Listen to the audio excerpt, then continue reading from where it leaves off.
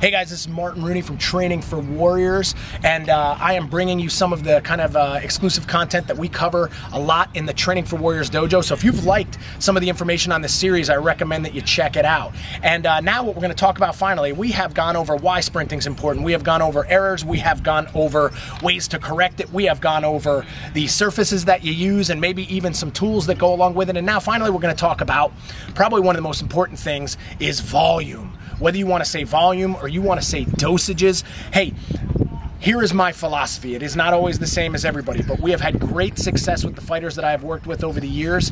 And what we did is we did short distances, good recovery, and then we repeated. So we were trying to build power endurance, if you want to call it that, but what we were doing was building up the nervous system for power and strength. See, my philosophy was never come here and run miles. We're not going to run 1 mile, 5 miles, 10 miles. I mean, I get it that that's tough and maybe fighting sounds tough. Or hey, if I have a championship fight and it's 5-5-minute rounds, maybe I should run 5-5-minute miles. I don't agree that those are the same energy systems that you access. And I don't believe that sprinting, or I mean, running a 5-minute mile would be the way to really access that anyway. So if you're a fighter and you're listening, hey, you should be developing your conditioning and your cardio in the ring, on the mat, and really building that there.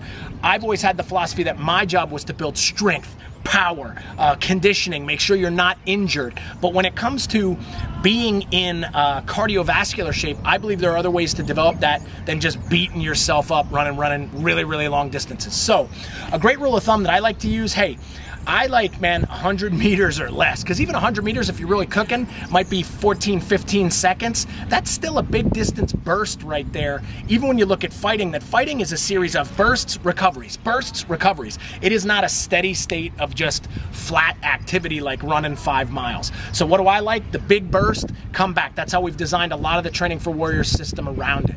Now, that being said, hey, I really like 60 meters, 30 meters, and really doing some repeats there where I can really get some strength and power. I reduce the chances of people fatiguing or getting injured, and man, the guys get explosive and they bring that explosiveness to the ring and to the mat all the time. So guys, that's my take right there. I guess what I would say is less is more. I think combat athletes are traditionally some of the most overtrained athletes in the world, and I don't mean overtrained that they're doing lots of good stuff. I think they're just doing too much stuff. With all the different technical things that they have to be a fighter, but then also the physical attributes that are now required of a fighter as the game has changed, we have to be very cautious with ourselves and with the people that we coach to make sure that we get that across. Now, sprint training, as you've seen in this series, is a critical piece. I believe you got to have it, but if done incorrectly, you could set people up for failure. So, hey, I hope that this video has helped somebody out, and it helps you to help somebody else out. And if you are interested in finding out more about me, you can check out trainingforwarriors.com or check out the Training for Warriors dojo. And I'm going to keep bringing information